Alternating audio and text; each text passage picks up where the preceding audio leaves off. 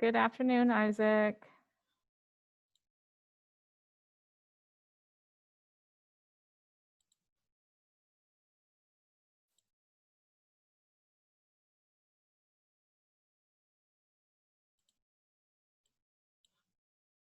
Good afternoon, Tajay. How are you doing?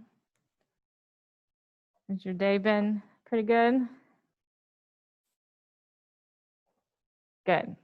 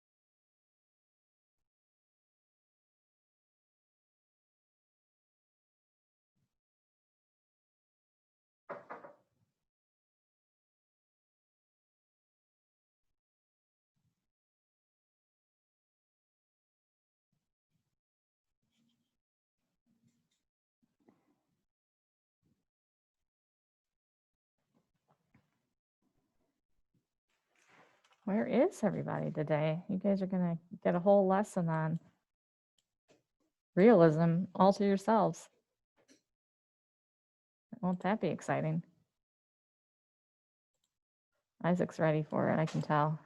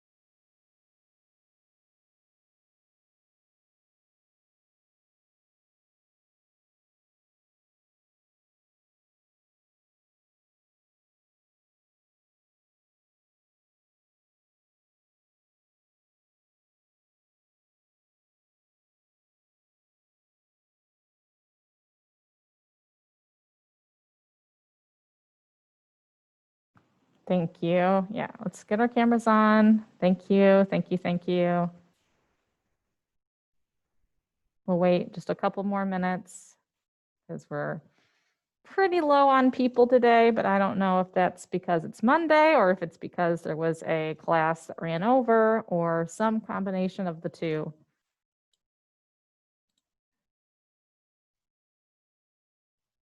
So there we go. I want to wait just a couple more minutes before we talk about journals, and then we'll get into our next topic, which is early realism in theater.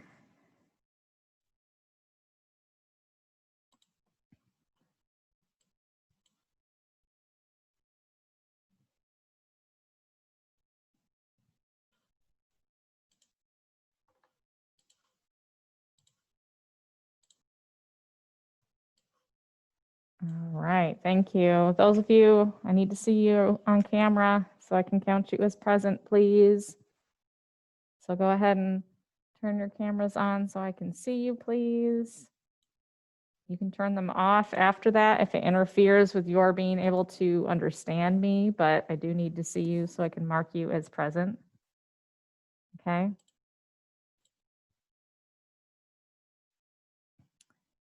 Let's go ahead and do the do now and see if we pick up some other people along the way. And then I will go ahead and we'll talk about our journals. Okay.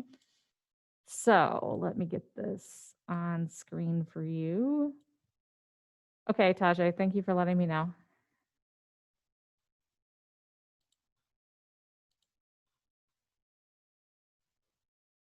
All right.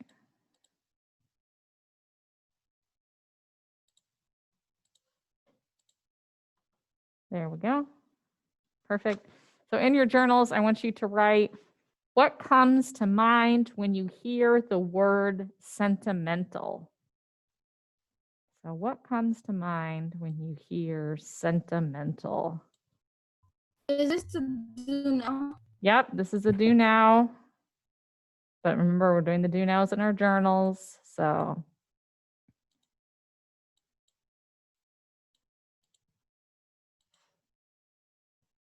what comes to mind when you hear sentimental?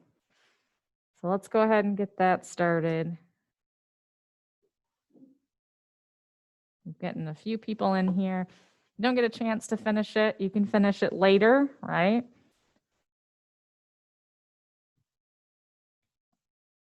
But what do you think of when you hear the word sentimental?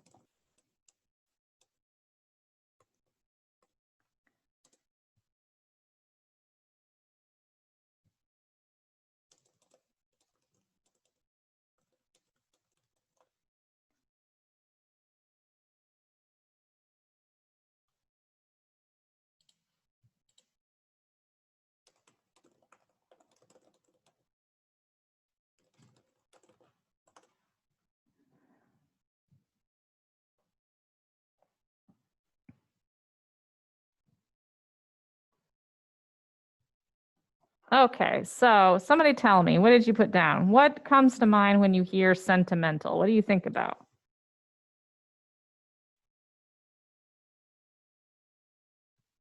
Do we have to type it? No, you can say it.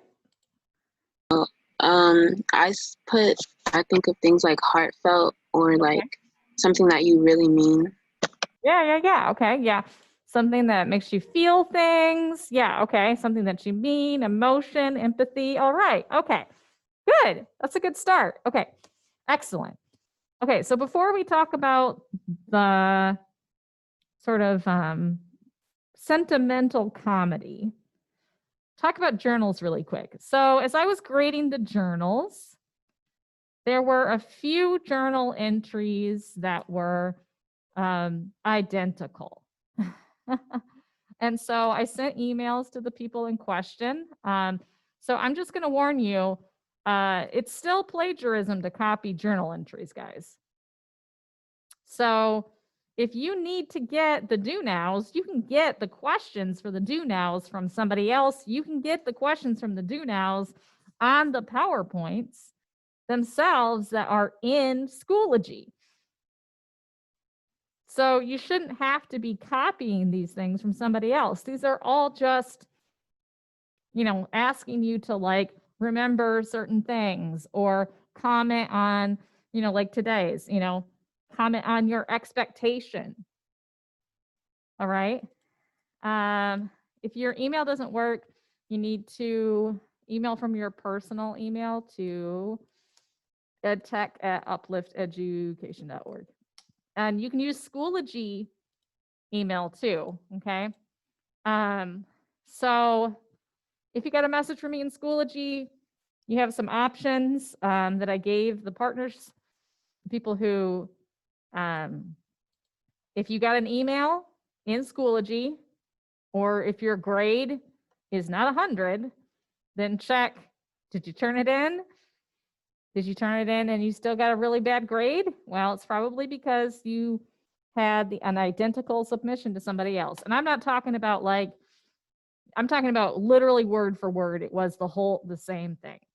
Okay. So please, it could not be more simple to do these journal assignments. And there's no reason at all to cheat on them. So, all right. So sentimental, right? We talked about feelings, emotion, empathy, you know, something that it's heartfelt, right? So we're going to talk about today sentimental comedy. What was it? Why was it popular? We're going to talk about romanticism and the rules of romanticism. We're going to watch a crash course theater about a man named Zola. And then we're going to look for investigation in modern media.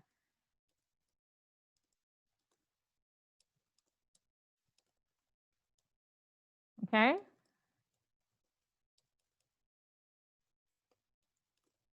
Okay. So, sentimental comedy. Why laugh when you can cry? So, what is sentimental comedy? Sentimental comedy is written not to make the audience laugh, but rather to make them cry. Why? Well, it was based on a philosophy that said that man is inherently good, right? But things try to lead you down the wrong path. Yeah, Isaac. Yeah, exactly. And so by watching that, theater could help people identify what's wrong and not do those things. Okay? Seems pretty self-evident, but you know. So it often featured the middle class, right? And so these were often targeted at the middle class. And it often centered around romance, right? So we're looking at someone who's in love with someone else and they, you know, they can't be together for whatever reason, right? The characters are always good or evil, and there's really no ambiguity. So you can usually tell immediately if a character is a good guy or a bad guy, right?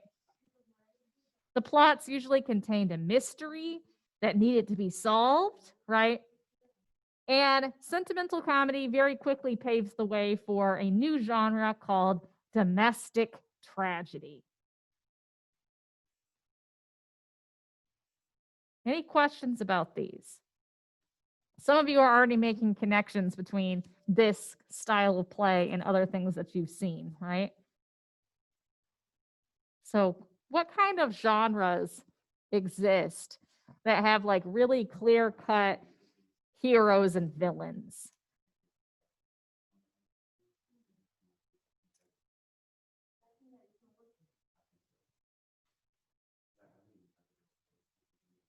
Thrillers? Okay. What else?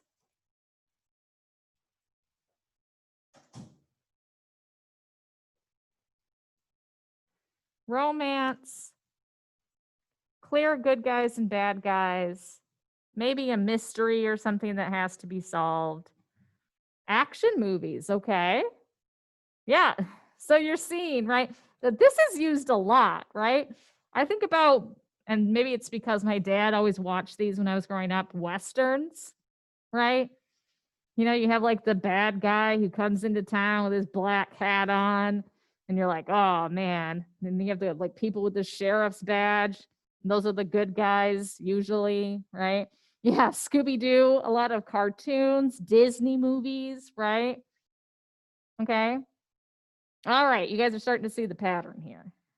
So why was it possible? Well, first of all, people wanted to virtue signal. Have you guys ever heard of this before? Virtue signal? Something that we do still talk about today. Paige says no. Nope. Okay, so a lot of people use it today in the context of social media when they're talking about somebody who maybe like posts a lot about like things that are going on, like Black Lives Matter, you know, but they never actually do anything. They don't ever like write to their senator or call, or maybe they don't even like vote, right? So they're virtue signaling. They want to look like they care about a subject matter, but they're not actually putting the time and effort into supporting it. Does that make sense? Does this start to make some connections for you?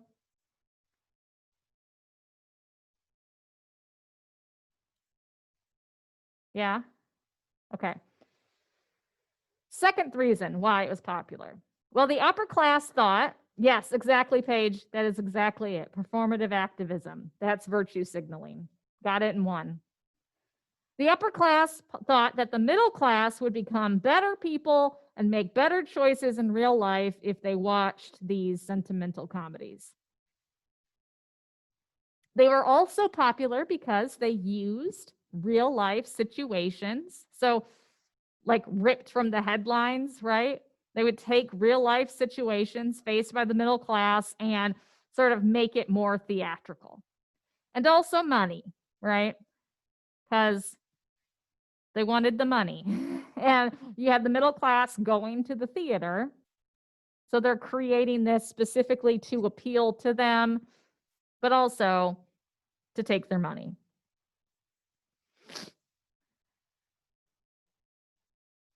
Questions, concerns? I think it'll really sort of make sense when you watch the example that we're going to watch. Speaking of which, let me make sure that I'm sharing my computer sound. So we're going to watch just the part of this about the London Merchant. Let me get the link because I know sometimes it works better that way. And it didn't start on the right time. Let's do this. Oh, okay, wait. Mute.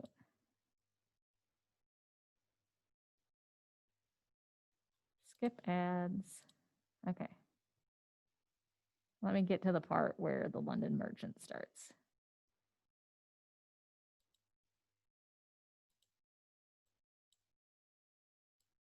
Okay. So share. We're going to start at like 5:11 or so. Okay, so there's that if that's easier for you because of how fun this is. There we go. Laugh at his play, but by the end, they were in tears. Get your tissues ready. Here's the thought bubble. George Barnwell is an apprentice to Thorogood, a London merchant. He falls under the sway of Millwood, an evil prostitute. She invites him to dinner and then tells him that because of their dinner, she's being evicted. So George steals a bunch of money from his master to pay her rent. Because George is a good guy when he's not being led astray by evil prostitutes, he confesses and runs away. This makes Millwood grouchy. But then she remembers that George has a rich uncle whom she convinces George to rob and murder. That must have been some dinner. George arrives in disguise and murders his uncle. With his dying words, the uncle asks forgiveness for both his nephew and his murderer. And George is like, "They're both me." And with more dying words, the uncle is like, "It's okay." So George is too sad to rob him. When George shows up at Millwoods without the money, she has him arrested. But then her servants have her arrested, and they're both sentenced to death. Millwood doesn't repent because evil, but George does, and he goes to his death peacefully. Then his friends come out to remind everyone to learn from George's mistakes. The play upholds basic sentimental beliefs. People are mostly good but can be led astray by evil influences. We should learn from the moral errors of others. Don't rob or kill people, especially rich people. Which probably explains why, for almost a century, London apprentices were sent by their bosses to see this play every year. You know, just like as a friendly reminder. Thanks, Thought Bubble. Sentimental comedy. Okay. So, what'd you think? Almost a century people, they were sent to watch that play. Why? What's the purpose of that?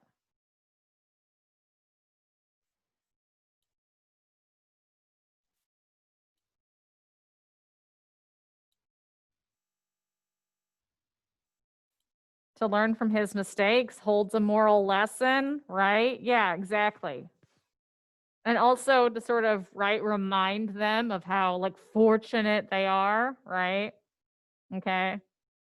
So they're not influenced to do bad things, remind them that there's consequences. Yeah, exactly. Yeah, precisely so. Okay. So yeah, you're getting it, right? So written for a very specific purpose. Isaac, I like that. That's funny. Okay, so next we move on to romanticism. So we've got sentimental comedies, domestic tragedies, romanticism. So some rules about romanticism. Number one, they're about common people, and a lot of them talk about things that happen in childhood, okay? They invoke strong senses, emotions, and feelings. They often deal with nature and like the awe that nature inspires in individuals. They celebrate individuals. So they talk about like the importance that like one person can have. And they emphasize imagination.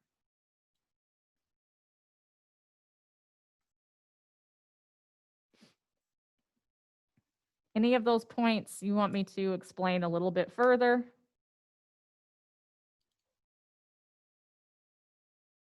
Or need some clarification on? I'm happy to do so. Number 3. Oh, okay. So we're talking about like you know, like people reflecting on the beauty of nature. And also on stage trying to capture some of that for people. Make sense, Paige? Okay, great. Anything else?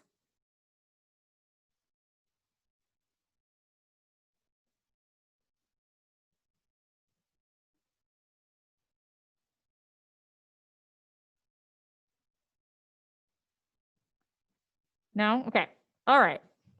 So the inspiration for romanticism. So do you guys remember when we were talking about how they, you know, during neoclassicism, there were the rules, right? What were the 3 unities? What were our rules?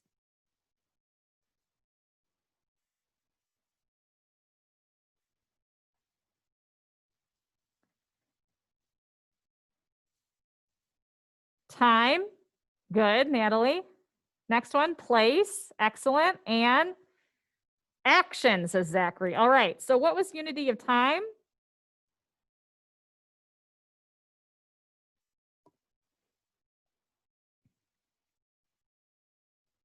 Unity of time meant that it had to take place in what?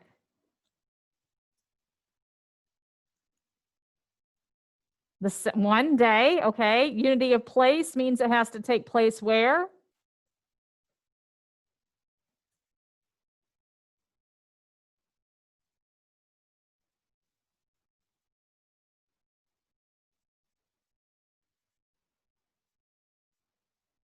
Come on, guys.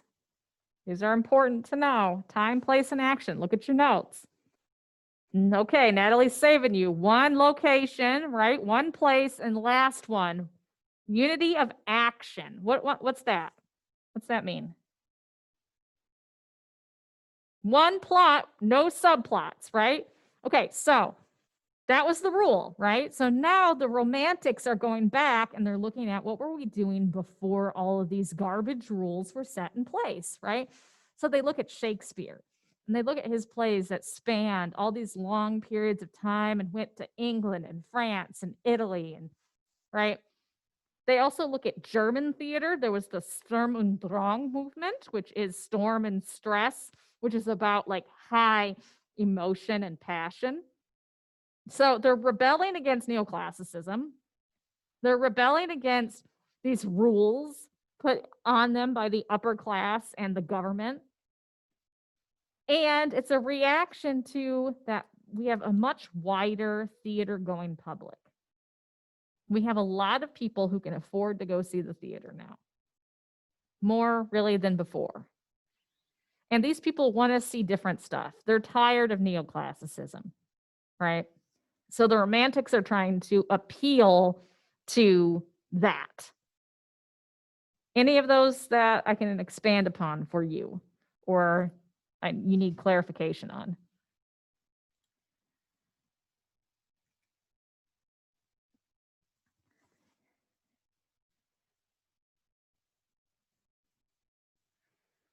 Getting a couple no's. Is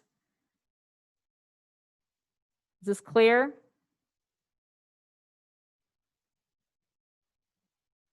Yes? Okay. Okay. People seem to be clear on this. All right. So here's the components that we're looking at. An individual who wants to lead their own life or follow their own path. So this could be something like there's supposed to be a blacksmith. Everyone in their family has always been a blacksmith, but they want to be a soldier, right? So they want to become a soldier. They break tradition to become a soldier, right? Lots of different locations. A lot of them are like exotic places the audiences could only dream of, right? So these people go on this big, incredible adventure, right? Passionate characters, lots of romance. Now we're still on the proscenium stage, but now we're actually using, remember how we talked about how there's all that storage? We're doing multiple backgrounds, and so we can go from place to place and country to country, indoors and outdoors. We can do all sorts of stuff. And we have these incredible costumes and these really larger than life acting styles. Okay. So bigger than life, passionate people, this idea that like you need to like, follow your own path, follow your heart, right? Does this sound familiar to anybody?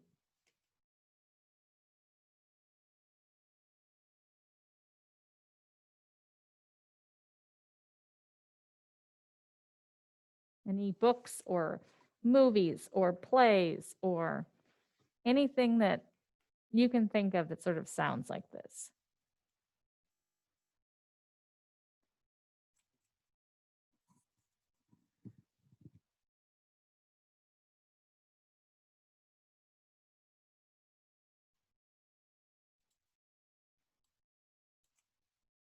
How about, let's see. Natalie's got a good one. Natalie says Mulan, right? So Mulan, an individual who wants to lead her own life or follow their own path, right? Now she's a driving force, which is that her father's going to be, he has to go serve in the army, right? Different locations, right? We see her going to lots of different places, right? romantic storyline, characters that you really like feel for, they're larger than life, right? Okay, all right, good. That's a good example, Natalie. Any other examples? I'm going to pick somebody.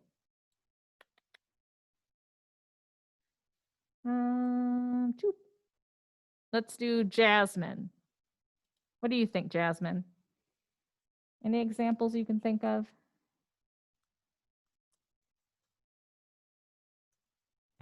Could you repeat that, please? Yeah, examples of like modern media that you think has all or some of these components of romanticism.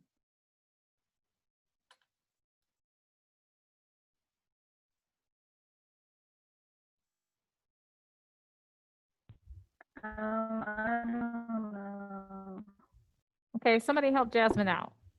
What's another example?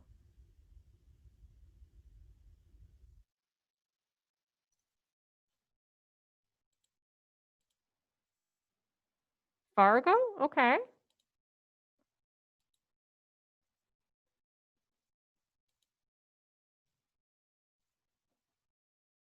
Isaac, come on. If you, I don't remember if your mic holds. If you can sort of give us an example. I know you're a big film person. Yes, Montserrat just said The Little Mermaid, right? So what are we lots of Disney movies we're thinking of, right? Yeah. Okay. So we're going to watch another episode of Crash Course Theater, okay? And I want you to think about the Isaac, yeah, exactly. Little Women's a pretty good example, although it's a little bit more realistic, right? It's like on that sort of, it's got both, right? It's romantic, but it still has some realistic elements to it. If any of you watched Dickinson on Apple TV or Apple Plus, I think it is, that one is a very romantic take on Emily Dickinson's life. Okay, so we're going to watch Crash Course Theater, and I want you to note these three things. What do you notice that's changed?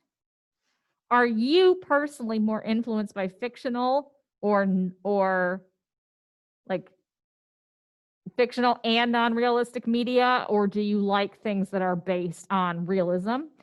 And 3, what is the definition of theatrical realism? Okay, those are 3 things. What's changed? Opposing forces, theatrical realism. So take a quick screenshot of this if you need to.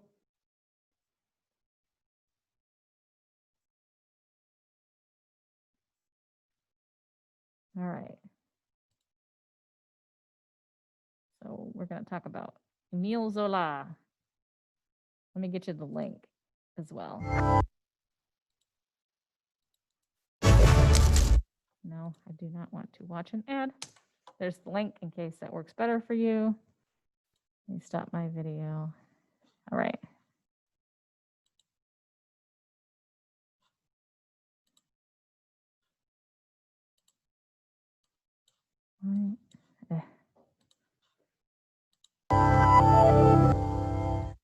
Hey there, I'm Mike Rugnetta. This is Crash Course Theater, and today we're headed back to France. Hang on to your culturally appropriate headwear, because today there's gonna be murder, there's gonna be sexy times, there's gonna be tuberculosis. Rebels are gonna pee in the aisles. Au revoir, neoclassicism. Don't let the minimal scene changes hit you on the way out. We'll be taking a quick look at French Romanticism before moving on to realism and then naturalism, which is a lot like realism, only more realer. Allons-y.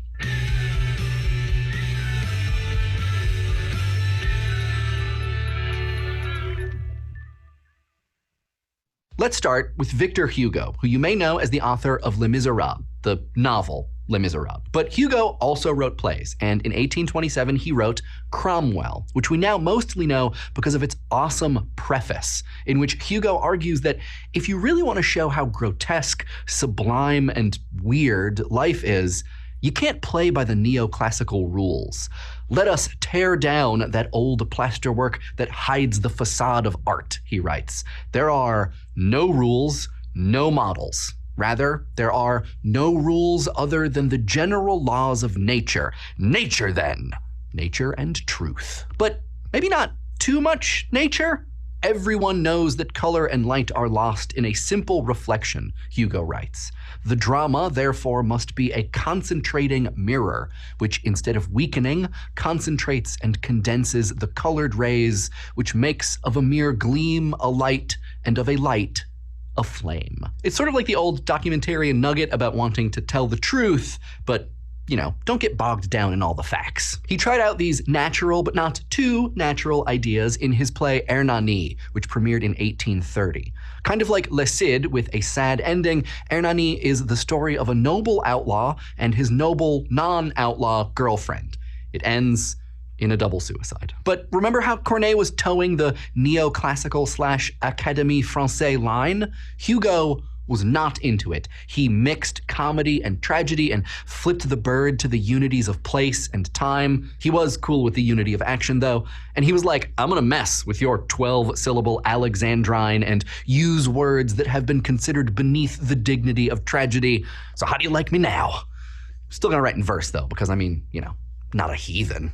Hugo, so rebellious, but within reason. The play premiered in late February after weeks of editorials and counter-editorials about what a shock it would be. One paper announced there would be riots and death and a small civil war if Hernani went on. It went on, and there was a riot, a small and slightly gross one. 4 hours before the performance, a large group of Hugo-supporting bohemians snuck into the theater, occupying the pit and the gallery. They snacked and drank and peed in the aisles, and when the upper-class patrons arrived for the show, they were not thrilled. The two groups spent most of the performance fighting each other, but then in the last act, when everything became very sad, the two groups settled down and wept together, and the play was a hit.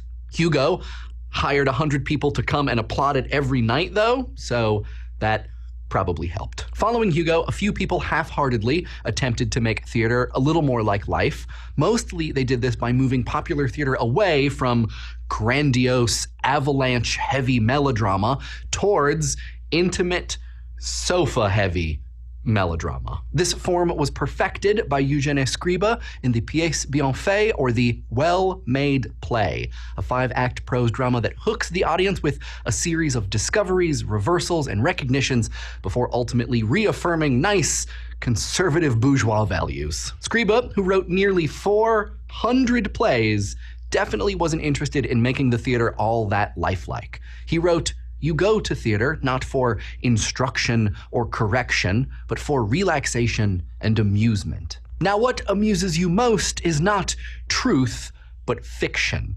The extraordinary, the romantic, that is what charms you. That is what one is eager to offer you." Scribe was incredibly popular, and so were his dramaturgical role crew, Georges Feydeau and Victorien Sardou. Playwright George Bernard Shaw despised Sardou so much that he coined the term sardoodledom to describe his plays. But other writers were starting to wonder if the well-made play could be made even better by being brought more in line with observable reality.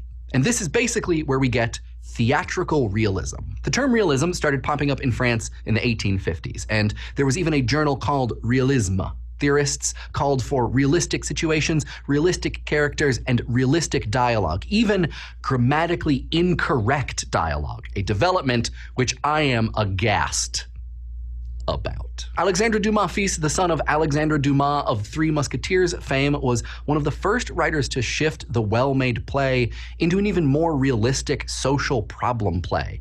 As Dumas wrote, "Invention does not exist for us. We have nothing to invent. We have only to look and remember, to feel, to coordinate and give back under a special form that which all the spectators should immediately remember to have felt or witnessed. But that special form thing is important. A true artist can't just reproduce life. He has to discover and to reveal to us that which we do not see in things we look at every day, Dumas wrote. Which all sounds great, but if you read Dumas' most famous play, La Dame aux Camélias, with its courtesan with a heart of gold reforms her life and then dies of tuberculosis because it's easier to forgive a fallen woman when they're dead plot, you'll see that there's definitely some invention and some tear-jerking going on. I mean, I guess you can only rip so much from the headlines, you know? And even though realism was supposed to be a move away from the sensationalism and moralism of melodrama, well, there's still a lot of sensation. As we'll see in upcoming episodes, the problem with a lot of new artistic movements is that it's hard to be faithful to your theories and write plays that people want to see. The realistic movement coincides with a whole bunch of scientific discoveries and publications, notably Charles Darwin's Origin of Species. Artists were fascinated by this text and by what Darwin suggests about how heredity and environment come together to create character. In theater, the big-time early adopter of evolution was Émile Zola. Instead of the well-made play formula, Zola said that theater should use other formulas, scientific formulas. This was naturalism.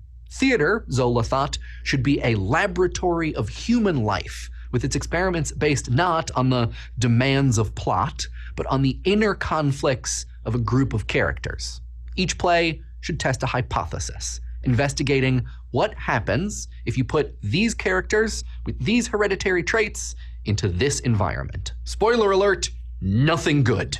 Naturalism does not include a lot of happy endings. Zola's plays were so intense that they were considered too radical for some former radicals. Victor Hugo's supporters came to boo them. You know how those earlier realists were like, we want the theater to be like life, but maybe not too much like life. Well, Zola was all, make it all the way like life, more life. Life to the max. In the preface to Thérèse Racan, the 1873 study of an adulterous couple that he adapted from his own novel, Zola wrote, I am waiting for the time to come when they will tell us no more incredible stories, when they will no longer spoil the effects of just observations by romantic incidents. I am waiting for them to abandon the cut and dried rules, the worked out formulas, the tears and cheap laughs. I am waiting, finally, until they return to the source of science and modern arts, to the study of nature, to the anatomy of man, to the painting of life in an exact reproduction more original and powerful than anyone has so far. Let's test out some of these ideas with Thérèse Racan. I hope you brought your life jacket, Thought Bubble. Thérèse is a poor girl who lives with her aunt and her aunt's hypochondriac son, Camille. Thérèse is semi-forced to marry Camille, and the family moves to Paris. Then, one day, Camille brings home a work friend and artist, Laurent. And before you can say heredity and environment, Laurent and Thérèse start a torrid affair. But sneaking around is tough. So eventually they're like, hey, Camille, let's all go for a boat ride. Their plan is to drown Camille and then live happily ever after, but the drowning doesn't go so well. Camille bites Laurent and no one can find the body. And then the happily ever after doesn't go so well because after they get married, Laurent and Thérèse are tortured by guilt. They keep hallucinating that zombie Camille is actually in their bedroom, which really interferes with sexy time. Thérèse can't sleep, Laurent can't paint. They both go a little crazy. Thérèse's aunt finds out about the murder, but she's had a couple of strokes and can only communicate with her eyes and one finger, so she does a lot of ominous staring. She tries to expose them, but fails. The pressure is so great that Thérèse decides to kill Laurent, and Laurent decides to kill Thérèse. Then they figure out that each is trying to kill the other, so they hug and cry and drink poison while the aunt watches. And probably does some pointing. Too real, Thought Bubble, or I guess not real, but natural? In some ways, Thérèse Racan proves Zola's ideas pretty well. The murder occurs because of the kind of temperaments each character has and the opportunities that their environment provides. And there aren't a lot of cut and dried rules or cheap laughs. But okay, how real or natural is this play? Meh. Even Zola acknowledged that it had some problems. It's an incredible story. It's full of romantic incidents. It doesn't feel like an exact reproduction of my life, or probably your life, hopefully, unless you've thrown yourself into a passionate affair and then drowned your husband. If this is a slice of life, it's a pretty lurid slice, and it actually looks a lot like a sad version of bourgeois melodrama. Realism, like melodrama, is one of those genres that's still very much with us today. In plays, in movies, on TV shows.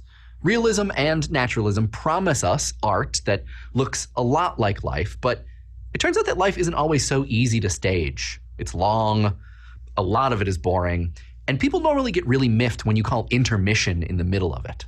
And also, do not get me started on the costumes.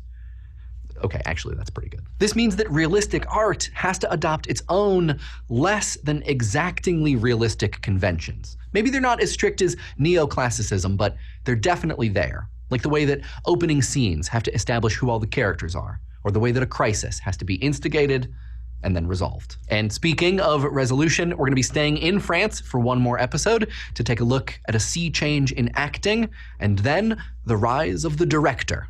But until then, curtain. Crash Course Theater is produced in association with PBS. Okay, so what did you notice that's changed? Let's do this in order. So what's changed?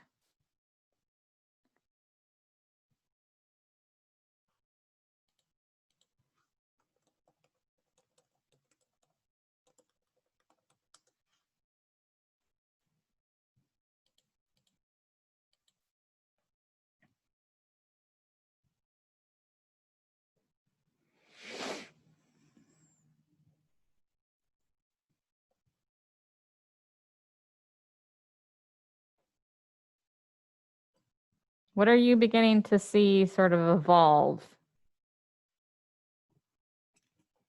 as opposed to things that we've talked about from previous periods?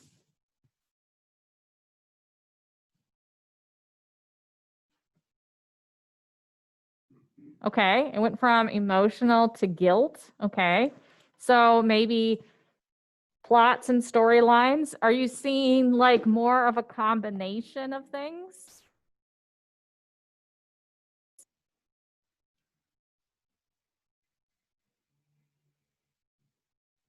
Yes, okay. So the plots are evolving, the storylines are evolving. We're starting to get a mix of things that aren't purely one genre or the other, right? What else? What about the playwrights?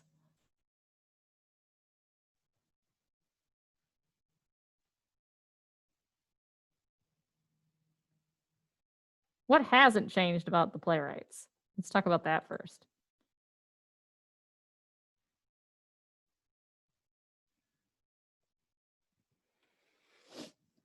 They're getting better? Yeah, okay. Like we can relate more to the plays themselves now, right? So in our like looking back at it, right? But they're all still male for the most part, right? So that's still happening. What about like the way that a lot of women are portrayed in a lot of these plays? What does he talk about with the female characters?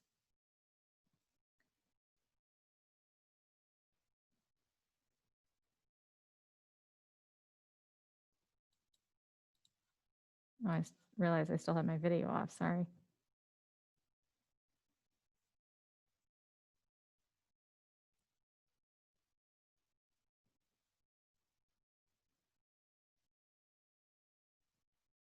Do we see any difference about the women in these plays?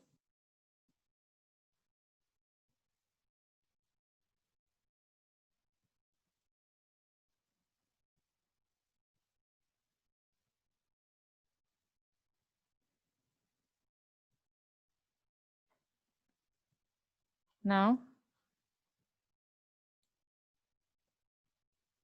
Okay, so the women still seem to be helpless or dependent on the men. Some of them are promiscuous. Okay, so it's either, right? It's sort of this idea of either they are completely dependent, they don't have much like choice, or they're promiscuous, right?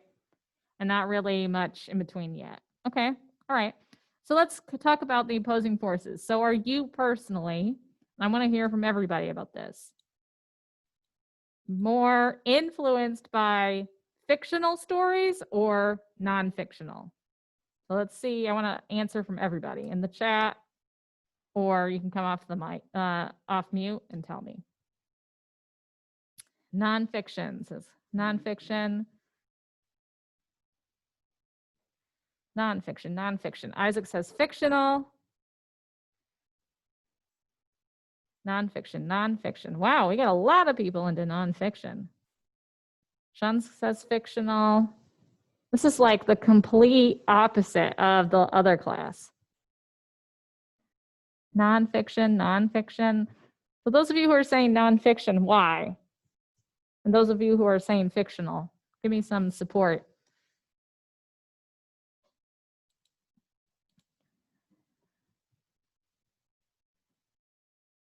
Shows actual stories, okay.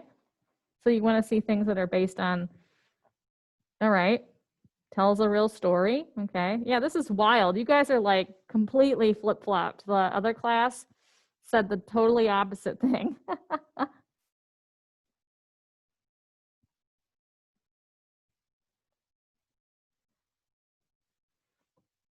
It tells a real story, okay.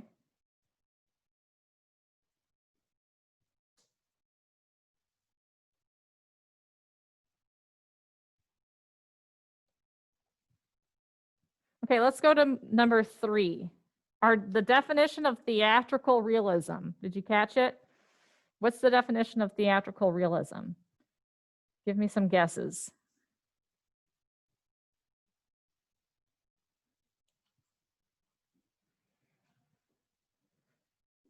As it says, fictional stories are more interesting, and things saying they are factually correct or boring are either false. Oh, I see. So you're talking about that nonfiction is usually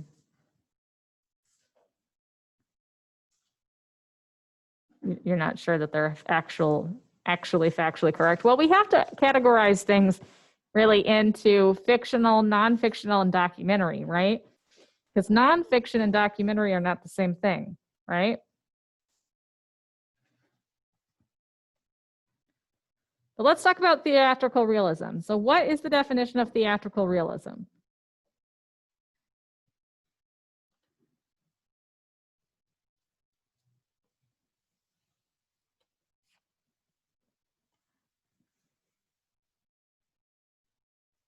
So they were playing around with naturalism, right? Okay, a general movement, okay.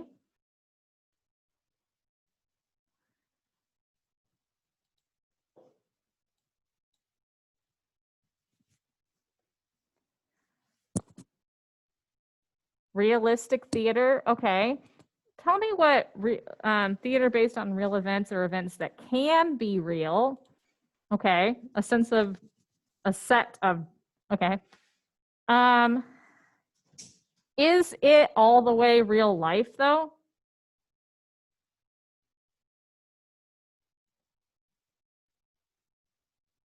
It's not, right? No. Okay, so why not? Why isn't it just real life? Sorry, this mask is like, my whole face itches so bad, y'all. Whew. What do we change? How do we change it to make it different than real life?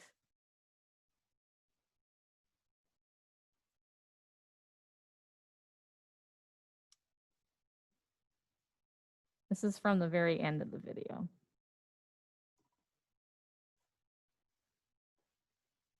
It's adapted from events, but don't say it's real life. Okay. Okay, so I'm going to tell you what he says. This is, I just put in the chat, art that looks a lot like life, but has been selectively edited using certain conventions, right? And he goes on to say how the beginning of the play introduces us to the characters. The climax is something that has to be selectively set up and then solved, right? So it can be the characters can feel like they are real people.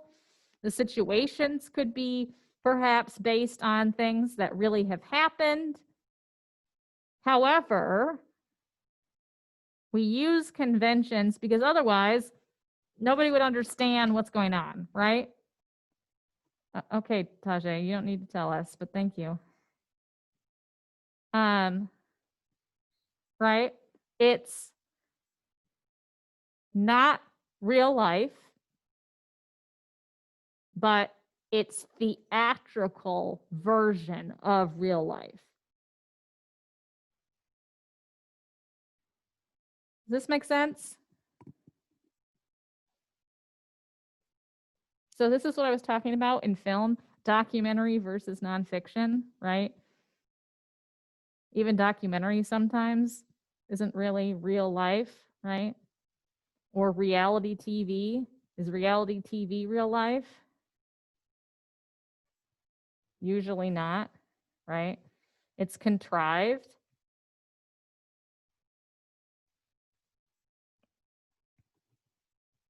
Okay? All right. So I want you to look for 2 examples of romanticism in modern media. So it can be a book and a movie, a play and a movie, a book and one play. Think about examples of romanticism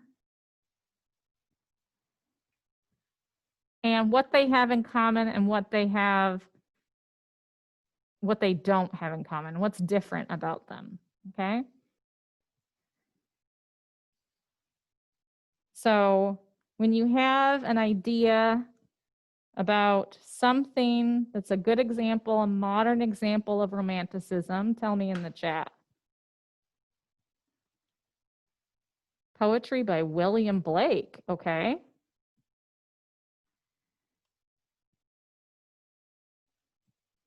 Romeo and Juliet, okay. Okay, I've got a couple people saying Romeo and Juliet, okay. Now, Romeo and Juliet is also a tragedy, right?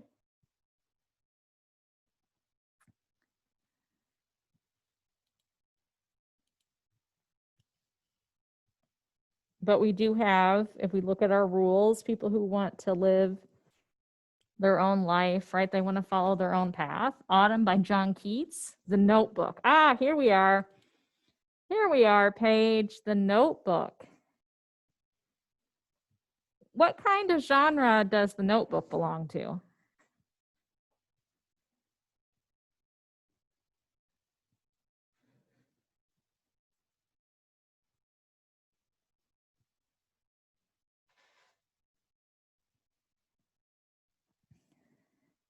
What kind of genre is that movie?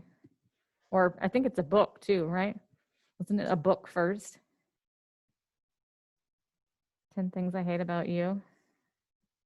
10 Things I Hate About You. Do you know what that's based off of, Isaac?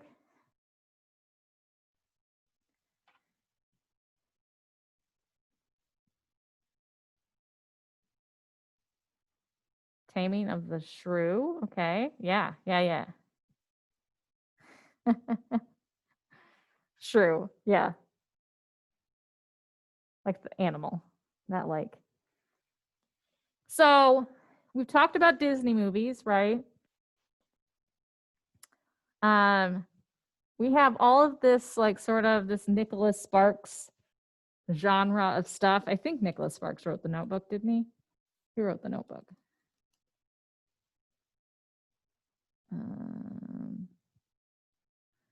Yes, based on the novel by Nicholas Sparks. I win. Haha.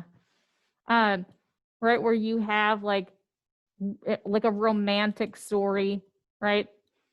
People who are like torn apart by one thing or another.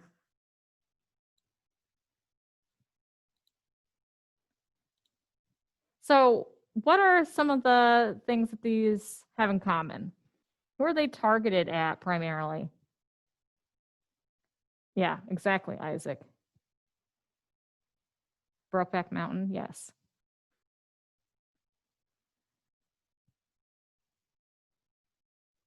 Who's the target audience for these today?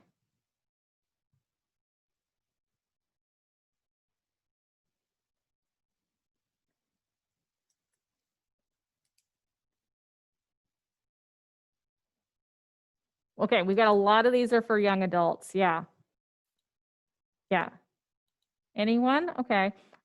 Yeah, I mean, realistically, yes, right? Marketing, usually we're targeting young women, right?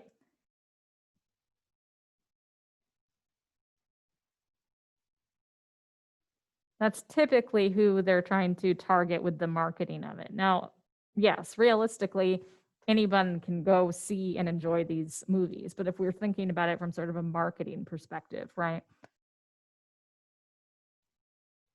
So we've gone from comedies, right, sentimental comedies that are targeting the middle class, right, written by the upper class, targeting the middle class, to romanticism that's supposed to sort of embrace the individual, right, encourage people to sort of break the rules, all right. This is what's going to lead us to, and we've already started talking about it, to realism, right? Early realism.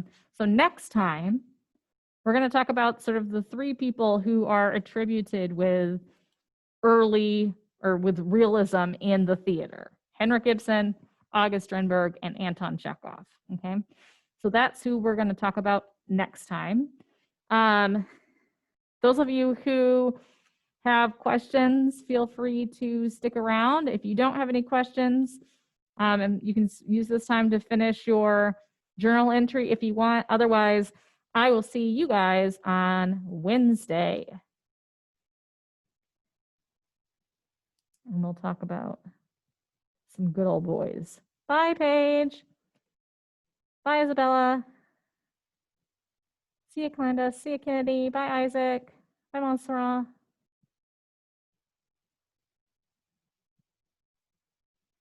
Zachary, Saeed, you there? Saeed, I know you've been having internet problems. No, Zachary is there. I don't know what's wrong with Saeed. Maybe he's a pastor. He's been having trouble with his internet. He's had to like log in and out a bunch. All right. Bye.